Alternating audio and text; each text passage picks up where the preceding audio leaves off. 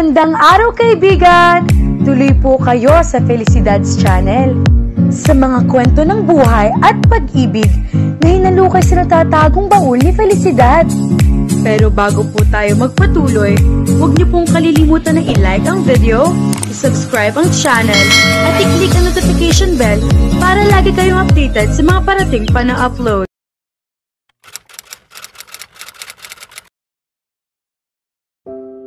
Tahimik sa site nang dumating doon ang grupo ni Samuel at Badong.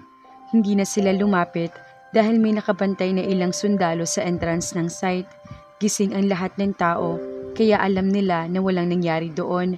Nagkatinginan silang apat. Baka mali ang hula ni Harper, sabi ni Badong. Kung papunta ang babaeng iyon sa direksyong ito, natural na ito ang iisipin ni Harper na pakay nun. Sabi niya, hindi ba ninyo naaamoy kung nagpunta siya rito? Tanong ni Don Anselmo sa mga pamangkin. Pero alam niyang wala na rito ang mommy, sagot ni Samuel. Nag-iba siya ng pakay, wala na siya rito. Sa pantahan ni Sol, nagkatinginan na naman sila. Sa mansyon, biglang saad ni Badong. Kay Courtney, segunda ni Samuel. Si Sol, natigilan silang tatlo sa sinabi ni Romeo. Aabutan pa natin siya, ani Don Anselmo na naglakad ng mabilis palayo sa site. Pagkatapos ay muling tumakbo pabalik sa direksyon ng mansyon, kasunod ang tatlo. Malapit na tayo. Huwag kayong lalabas ni Misty dito sa sasakyan kapag may nangyari, okay? Harper, huwag ka na ring bumaba. Kaya na namin iyon. Kung nag-iisa lang siya at babae pa, bantayan mo sila rito sa sasakyan. Oo, Solomon, sagot ni Harper na tumigas ang boses dahil marahil na matinding tensyon. Tinignan niya ito. Bakit ba parang natatakot ka? Na-feel ko na ang girl na ito, Sol. Powerful ang beauty niya. Kakasyokot, sagot nito. Tigilan mo na yang hindi na niya na ituloy ang sasabihin dahil biglang may bumagsak sa bubong ng Range Rover na tila napakalaking bato. Nayupi ang bubong ng sasakyan sa mismong tapat niya. Tumagaan iyon sa kanya at naputol ang manibela ng sasakyan sa sobrang lakas ng impact. Nawalan sila ng kontrol kaya gumewang-gewang ang sasakyan. Nang natigilan sina Harper at Misty habang si Courtney sinisigaw ang pangalan niya. Bumaligtad ang sasakyan na bumangga iyon sa isang puno sa gilid ng kalsada. Saka sumirko-sirko iyon pabagsak sa bangin. Galit na galit si Francesca. Iyon na nga bang kinatatakutan niya. Wala na sa kuweba ang natitira pang mommy. Hindi man lang siya nagkaroon ng pagkakataong makita kung sino kina Giovanni Trenzon ang naiwan at kung sino iyon natangay ng kung sino mga vampira. Nagpalipas pa siya ng oras at walang pagmamadali na tinungo niya ang kuweba. Pero malayo pa lang siya, ay batid na niyang wala na siyang aabutan doon. Sa dami ng naaamoy niyang iba't ibang samyo na tulad ng bakla na kaikwentro niya sa bayan, hindi niya alam kung saan napunta ang amoy ni na Giovanni Trenzon. Hindi niya alam kung saan niya sisimulang hanapin ang mga ito. Naisip niya na dapat na siyang bumalik sa Maynila para tipunin ang lahat ng mga pamilyang vampira na kilala niya at saka niya sisimulang alamin kung sino may kinalaman sa nangyari sa kuwebang iyon. Pero sa lugar na iyon din niya naaamoy ang halimuyak ng babaeng una niyang naamoy kay Pasiano noon. Walang duda, iyon nga ang kinahuhumalingan ng kanyang asawa. Kung gayon, malapit lang ang babaeng iyon sa akin. Sinundan niya ang amoy dahil nasa paligid lamang iyon. Habang naglalakad siya, ay palakas ng palakas ang amoy ng babae hanggang sa natawnaw niya ang ilaw ng sasakyan sa di kalayuan. Napiho agad niya na naroroon ang sentro ng amoy. Naroroon ang babae sa sasakyang iyon. Napangiti siya at saka patakbong umakyat sa matarik na bangin sa gilid ng kalsada. Nang malapit ng sasakyan ay saka siya nagpatihulog. Siniguro niyang sa lugar ng driver siya babagsak para hindi na magamit pa ang sasakyan. Tumabingi ang sasakyan na bumagsak siya roon. Pagkatapos ay bigla siyang tumalon. Narinig niya ang pagtitilian ng mga nakasakay roon. Napangiti siya nang maamoy ang dalawang baklang nakaharap na niya. So, nasa loob din ng sasakyan ng mga ito. This must be her lucky night. Tumayo siya sa kalsada habang nakatingin sa nagpasirko-sirkong sasakyan. Nanlilisik ang kanyang mga mata habang hinihintay na lumabas doon ang mga bakla at yung sino pa ang nasa loob. Pero mas mabilis kaysa sa inaasahan niya ang pagbukas ng pinto ng sasakyan. Kasunod ang paglabas ng isang lalaki mula roon. Nakita niya ng hawakan nito ang yupi-yuping sasakyan at saka parang baliwala na pinunit ang Range Rover at nahati iyon sa dalawa. Nagsilabasan ang lahat ng pasahero niyon. Pagkatapos ay may inalalayang babae ang lalaki. Nanlaki ang mga mata niya nang sumalaki sa ilong niya ang amoy ng babae. Itong kinahuhumalingan ni Pasiano. Umangil siya, dahilan upang mapatingin sa kanya ang grupo. Nakaalalay ang baklang bampira sa bading na ipinagtanggol nito noon sa kanya. Nagpalipat-lipat ang tingin niya sa mga ito. Nakita niyang binuhat ng matangkad na lalaki ang babae para protektahan ng huli. Hindi rin pangkaraniwang taong lalaking iyon, kaya nahulaan na niya kung bakit nahihirapan si Pasiano na kunin ang babae. Tinignan niya ang babae. Napakabata nito, sariwang-sariwa. Mabango talaga ito kahit sa kanyang pang-amoy. Naglaway siya rito. Pagharap nito, sa kanya nakita ang kagandahan ng mukha nito. Lalo siya nanibugho rito. Mas maganda ito kaysa sa kanya. Papatayin niya ito. Pero bago niya gawin iyon, ay iinumin muna niya ang dugo nito. Titiyakin niya na hindi to pakikinabangan ni Pasiano. Napangiti siya, pero biglang umalerto na makita niyang ibinaba ng lalaki ang babae. Nagsilapitan na rin ang dalawang bakla. Humarap sa kanya ang matangkad na lalaki at naglakad palapit sa kanya. Hindi niya maipaliwanag ang biglang pagtatayuan ng mga balahibo sa kanyang katawan. "Sino ka? Wala kaming pakikipag-alitan sa iyo." May kumurot sa kanyang puso. Dahilan upang pansamantalang makalimutan niya ang kanyang galit. Ang tinig nito. Narinig na niya ang tinig na katulad ng sa lalaking ito. "Ang babae. Ibigay mo sa akin ang babae." Utos niya. Umalerto ito. "Akin siya. Kampon ka ba na lalaking matangkad na gustong kumuha sa kanya? Ako ang asawa ng lalaking iyon. Ibigay mo sa akin ang babaeng yan at walang masasaktan sa inyo. Magpapatayan muna tayo bago ko siya isuko sa iyo." Naguguluhan siya kung bakit parang lumambot na naman ang puso niya pagkarinig sa tinig nito.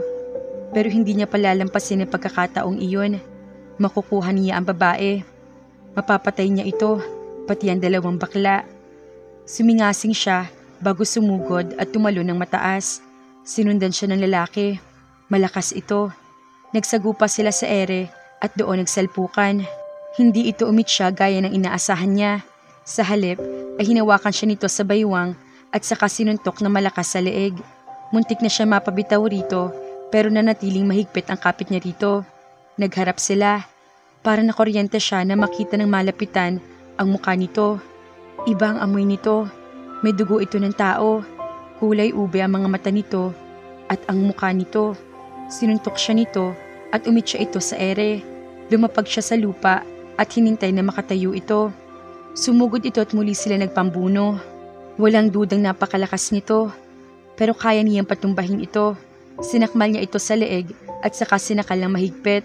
Pero tinadyakan nito ang kanyang dibdib kaya nabitawan niya ito. Muli siyang sumugod. Mistulas sila mga nagigiri ang tigre. Na makakuha siya ng tiyempo, pinalo niya ito sa ulo bago dinaluhong at hinawakan sa isang braso. Buong lakas na hinilan niya ito. Napangisi siya nang sumigaw ito. Malapit nang humiwalay ang braso nito sa katawan nito. Isang malakas na hila pa at magsisimula na itong magkapira-piraso sa mga kamay niya. Pero biglang pumailin lang ang malakas na pagsabog. Naramdaman niya ang init na dumikit sa buhok at katawan niya. Dahilan para mabitawan niya ang lalaki. Nagulat siya na makita ang malaking bola ng apoy na sumusunog sa buhok at balat niya. Nataranta siya. Nagsisimula na siya magliyab. Sumigaw siya ng malakas, sabay gulong sa lupa. Nang maramdaman niya na matay ng apoy, ay sakalang siya tumayo. Umuusok pa siya. Lalo siyang nagalit. Tumakbo siya pabalik sa grupo. Inabutan niya kinakarga ng baklang bampira ang lumapaypay na lalaki na kasagupan niya. Napangisi siya. Pero pagbaling niya sa babaeng kinahuhumalingan ni Pasiano ay nanlaki ang mga mata niya. May hawak itong flare gun na nakaumang sa kanya. "Umalis ka na rito. Hayaan mo na kami." Sa kabila na nanginginig na tinig ng babae, ay ramdam niyang buo ang loob nito. Isang maling galaw lamang niya ay ipuputok nito sa kanyang baril. "Aalis lang ako kapag nainom ko ng dugo mo." Magsama kayo ng asawang mo sa impyerno. Mga demonyo kayo. Wala na kayong ginawa kundi manggulo. May luha na sa mga mata nito. Marahil ay para iyon sa kawawang lalaki. Hindi bale, lahat naman kayo ay tatapusin ko ngayong gabi. Ngumisi siya at pinalagutok ang kanyang mga daliri na may mahahabang kuko. Tumawa pa siya ng malakas bago sumugod sa babae. Pero hindi pa siya nangangalahati sa maikling distansya sa pagitan nila ay biglang may humampas na bagay sa dibdib niya. Dahilan para mapait siya. Nang makahuma siya ay muli siyang umatake. May mga nagsidatingan na at ngayon ay nakatayo sa tabi ng babae. Inubos niya ang lakas niya sa pagtakbo. Sinilat niya ang unang lalaking nahagip niya. Sa kagalit na inuumpog ang ulo niya rito. Pero mas mabilis ito kaysa sa kanya. Tila nabasa nitong kanyang isip. Ikaw iyon. Nagulat siya nang marinig ulit niya ang boses ng kanyang kalaban. Hindi itong una nakasagupan niya, pero kaparehong kapareho. Biglang bumagal ang kilos niya at saka tinignan ang mukha nito. Nagulat siya nang hawakan siya nito. Naroroon ang amoy mo sa kuwebang iyon bago pa pumasok ang mga vampira. Naroroon ka noon, isa ka sa kanila, sabi nito. Napatingin siya rito at sa dalawa pang lalaking kamukha nito. Napakabata ng hitsura ng mga lalaking ito. Iisa ang muka at kulay ng mga mata nito. Narinig niya ang paghinto ng mga papalapit na yabag. Luminga siya sa paligid. Biglang humugot na hininga na waring gulat na gulat ang lalaking pinakamatanda sa grupo. Pagkatapos ay napako ang tingin niya sa isa pang mukhang kapareho ng sa dalawang nakasagupan niya. Amelia, sabi ng isang lalaking bagong dating. Senyora, sabi naman ng pinakamatanda roon. Ate Amelia, hindi mo na ba ako naaalala? Binitawan siya ng lalaki na kahawak sa kanya. Hindi siya makakilos sa kinatatayuan niya. Amelia, wari may kumurot sa kanyang puso pagkarinig niya sa pangalang iyon. Ako si Anselmo, patuloy ng lalaki. Hindi mo na ba ako nakikilala, Ate Amelia? Naningkit ang mga mata niya. Ate, asawa ka ng kapatid ko, si Kuya Agustin. Ipinilig niya ang kanyang ulo. Narinig na niya ang tinig ng lalaki nagpakilalang Anselmo. Habang tinitingnan niya ito, ay nararamdaman niyang kilala niya ito. Buntis ka nang sumalakay ang mga vampira sa mansyon. Itinakas ka ni Kuya Agustin. Dumaan kayo sa ilalim ng lagusan at nakarating kayo sa lumang kubo. Ate Amelia, hindi mo na ba naaalala ang lahat? Umiling siya, pero nararamdaman ng kanyang puso ang katotohanan ng sinasabi ng lalaki. Doon kayo sinalaki ng mga vampiri. Hindi ko alam kung ano nangyari sa inyo. Hindi na namin kayo natagpuan ni Kuya Agustin. Nawala kayo ng mahigit 100 taon. Hindi ko alam ang sinasabi mo. Nang wala nang galit sa dibdib niya. Naguguluhan ang kanyang isip sa mga sinasabi ng lalaking ito. Nagluwal ka ng 3 sanggol bago ka namatay, Ate Amelia. Sila iyon. Itinuro nito ang 2 magkamukhang lalaki. Sila ang mga anak ninyo ni Kuya Agustin. Pakiramdam niya ay naglaglagan siya ng malaking bato sa ulo dahil sa sinabi nito. Iyong lalaki kanina. Nagkahiwa-hiwalay silang 3, Ate Amelia. Iyon nakasagupa mo kanina ang naiwan sa akin. Siya ang pinalaki ko. Hindi ko kayo kilala. Napaurong siya. Tinignan niya ang 2 magkamukhang lalaki. Ako ang huling ipinanganak mo. Nagsalita ang lalaki na kahawak sa kanya kanina. Natatandaan kong amoy mo bago ka nawala. Dumikit ang amoy mo sa akin. Hinawakan ulit siya nito at saka pumikit. Napapikit din siya. Ipinaalala ng amoy na iyon ang isang panahong maligaya siya bago dumating si Pasiano. Nakita niya ang isang sanggol at kung paano siya kinaladkad ng isang lalaki. Habang tigmak siya sa sariling dugo na umaagos mula sa maraming kagat na ginawa ng mga vampiri sa kanya. Kinaladkad niya ng 3 buhong at saka iniga sa lupa bago sabay-sabay na kinagat. Nag-aagaw buhay siya nang huminto ang mga ito sa pagpipiesta sa kanya. Nang iwan siya ng mga ito, saka lumabas ang unang sanggol. Ibinalot niya rito ang damit ni Agustin na dati punit, ngunit naging pula at kayumanggi dahil sa dugo. Gumapang siya patungo sa kubo at iniwan doon ang sanggol. Umaasang may mabuting loob na makakatagpo rito. Nakalabas na siya ng kubo nang sumakit ulit ang tiyan niya. Saka naman bumalik ang isa pang mga vampira. Hinawakan niya ito sa kamay at kinaladkad palayo sa kubo. Napaanak siya sa 2 sanggol. Hindi man lang niya ito nahawakan dahil muli siyang kinaladkad ng mga vampira. Huminto sila ng isang beses nang maramdaman niyang iluluwal niya ang ikatlong sanggol. Nanlalambot at nanlalabo ng kanyang paningin ng mga sandaling iyon. Kahit nahihirapan, isinikap niyang buhatin ng sanggol at isiniksik sa kanyang dibdib. Saka siya pumikit at tuluyan ng sumuko. Nagdilim ng lahat sa kanya pagkatapos niyon. Dumilat siya ng maputol ang daloy ng mga alaala. Tinignan niya ang lalaki na kahawak sa kanya. Wala siyang masabi dito. Ate Amelia, pukaw sa kanya na nagpakilalang Anselmo. Ako si Salvador, pakilala sa kanya ng lalaking nakahawak sa kanya. Ako si Samuel, sabi naman ng isa na lumapit na rin sa kanya. Si Solomon ang nakasugupa mo kanina. Ate Amelia, humakbang na rin papalapit si Anselmo. Pati ang maedad na lalaki yumuko sa harap niya. Senyora, wag! Napaatras siya. Nanlalambot ang pakiramdam niya. Gusto niyang lumuha pero alam niyang walang lalabas na luha mula sa kanyang mga mata. Parang may dam na nag-iba sa kanyang alaala sa sandaling bumalik sa kanyang isip ang amoy ng paborito niyang pabango ang ipinaamoy ni Salvador sa kanya. Bumaha ang mga alaala na nakaraang buhay niya. Nakaramdam siya ng hiya sa sarili, pagkamuhi sa lahat na nangyari sa loob ng mahigit 100 taon. Umurong pa siya ng umurong. Hindi siya sinundan ng mga ito maliban kay Anselmo. Ate Amelia, huwag kang umalis.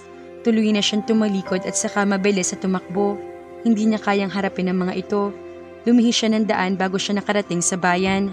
Tumakbo siya ng tumakbo sa pilapil hanggang sa humantong siya sa pampang.